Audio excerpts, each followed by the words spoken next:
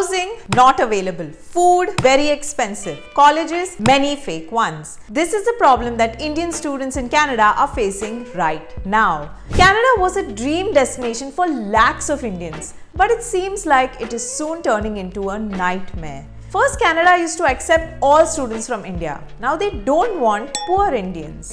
In 2022, Canada took in 5.5 lakh international students from 184 countries. Indian students were 2.26 lakhs of them. In 2023, Canada aims to take 9 lakh students. Indians are expected to make 36% of them, that is 3.24 lakhs. But now, Canada has raised the minimum cost of living threshold to 20,635 Canadian dollars. This is the minimum amount that should be present in the bank account of a student before they reach Canada. That's almost 13 lakh rupees. Until recently, this amount was 10,000 Canadian dollars or 6.5 lakh rupees. Fake colleges. A large number of Indian students can't afford this without mortgaging their homes in India or taking huge loans at high interest rates.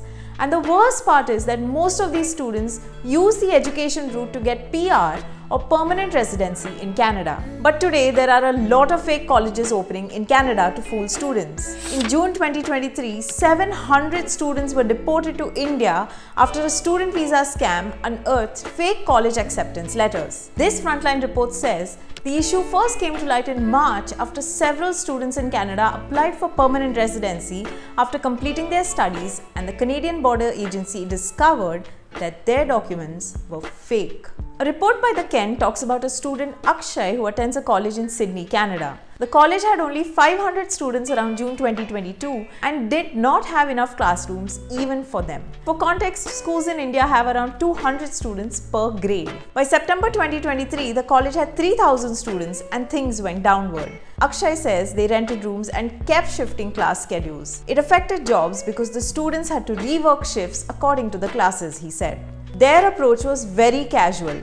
No one actually thought we would study. I think they presumed we were there to work and get a diploma for namesake. There's a city called Timmins in northeastern Ontario. Its residents are primarily miners and loggers. Few Canadians visit it because it's remote and temperatures in winter drop to sub-Arctic levels. There's a college called Northern College in it. In 2014, it had 40 international students. A New York Times report says the number is now 6,140, most of them Indian. They pay around $16,000 for an average course, which is 4 times of what Canadian students pay. In 2023, the college cancelled enrollment of several hundred international students because the city did not have adequate housing facilities. An increasing number of students are competing for limited job opportunities. Most of them don't get jobs, and that leads to depression because these students have left their homes in India to make it big in Canada. They have to ask for money from their parents and families in Canada. Canada wants immigrants, but it isn't prepared for them. While the country doesn't have job opportunities, it is still attractive for lakhs of Indians who believe they have the chance for a better life in Canada. No houses or jobs. The problem right now is that there aren't enough jobs in Canada. A PTI report says that medical students are driving cabs and working in stores and restaurants to make money. A report says an Indian student from Haryana said, "We have come with the hope that once we complete our education here, we will be able to secure well-paying jobs and help our parents and families back home in India. But there are no jobs. The cost of living, healthcare is back-breaking, and we are struggling to make ends meet." Students who land in Canada find that they have to stay 6 to 10 in a room. Landlords have increased rates and students have to compromise on heat and electricity. The Canadian government pays students $650 a month since they have invested $10,000, which is now $20,635, as a compulsory investment in Canada. But all the money goes towards rent, according to an India Today report, leaving students with no money for groceries and other bills. If students could get part-time jobs, it wouldn't be a problem, but there aren't any jobs in Canada. A report by Bay Today, a Canadian news website, quotes an Indian student, Khushpreet Singh, saying, "Even more distressing is the fact that some students are resorting to living in their cars while others are forced into expensive motels that can cost up to $100 per day." This financial strain adds to the existing challenges of adjusting to a new culture and educational system. Food and healthcare. Canada has a lot of food banks. These banks are essentially places where people donate groceries for people who aren't able to afford them. It's a great system where people who have fallen on hard times can get a meal. However, Indian students have misused this system. There were several videos on YouTube where Indian students showed how people could stock up on food for an entire month by scamming the system. These banks open once a week. Groups of Indian students would queue up for several hours in advance, sometimes overnight, in front of these banks and make off with free food.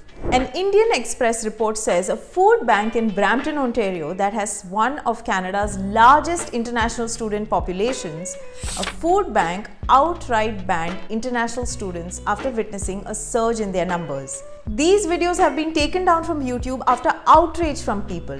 Incidents like these make Canadians angry at Indians, and the influx of immigrants has made healthcare risky. Thousands of children in Canada are on the waitlist for surgeries. A Globe and Mail report says last year in Ontario, more than 17,000 pediatric patients were on surgical waitlists each month on average. Those in need of heart surgery waited more than 2 months, a 16% increase compared with 2019. Patients needing orthopedic surgery faced an average wait of 7 months, a 42% increase, and those in need of urological surgery waited more than a year, a 134% jump. And as of June, more than 7,000 British Columbia children were on waitlists according to the surgery. Another report by the Globe and Mail says about half of the 11,789 children on the waiting list are beyond the clinically recommended wait times. Now, hospitals are looking for more long-term help from the province to tackle the wait lists, speed up surgeries, and expand emergency departments. A report by Hamilton Health Services, a chain of 7 hospitals, has listed 5 factors for the increasing wait times in emergency departments. 2 of them are shortage of staff and extremely high number of patients. Basically, Canada needs to improve its infrastructure before it gets in more Indians.